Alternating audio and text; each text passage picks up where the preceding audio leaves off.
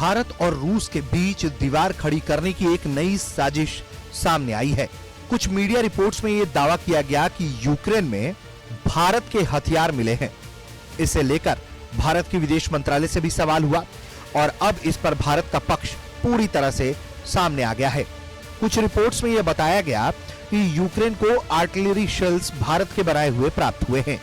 इसी को लेकर जब भारत से सवाल जवाब हुआ तो भारत ने क्या कुछ कहा है, हम आपको ये वीडियो में बताएंगे। भारत ने साफ तौर पर कह दिया है कि उसने यूक्रेन को किसी भी तरह का कोई एक्सपोर्ट ऐसा नहीं किया है। कई इस तरह के रिपोर्ट्स और सोशल मीडिया में ये बात कही जा रही थी कि 155 mm आर्टिलरी शेल्स जो हैं वो जो भारत में बने हुए हैं वो यूक्रेनी फोर्स के द्वारा इस्तेमाल किया जा रहा है। कुछ रिपोर्ट्स में यह भी बताया गया कि यूरोपियन देशों के द्वारा ही इसे भारत से लेकर यूक्रेन को सप्लाई कर दिया गया है।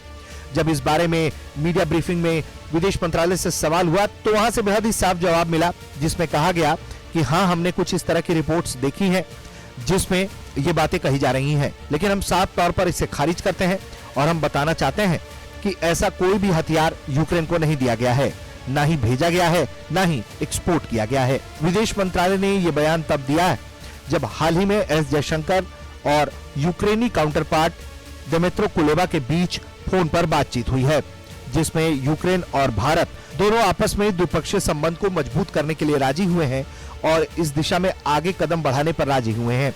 बताया जा रहा है कि ये पहली फॉर्मल बातचीत थी हाल के महीनों में दोनों देशों के बीच। ऐसे में इस तरह की खबरों का सामने आना भारत और रूस के लिए तनाव बढ़ाने वाला हो सकता है, लेकिन भारत ने साफ तौर पर यह कह दिया है कि इस हथियार का भारत से किसी तरह से लेना देना नहीं है। हाल के दिनों में भारत लगातार रूस पर इस बात का दबाव बनाता रहा है कि वो यूक्रेन से युद्ध छोड़कर बातचीत की टेबल पर आकर बात करे, लेकिन मामला वहां सुलझने का नाम नहीं ले रहा और तनाव लगातार बढ़ता जा रहा है।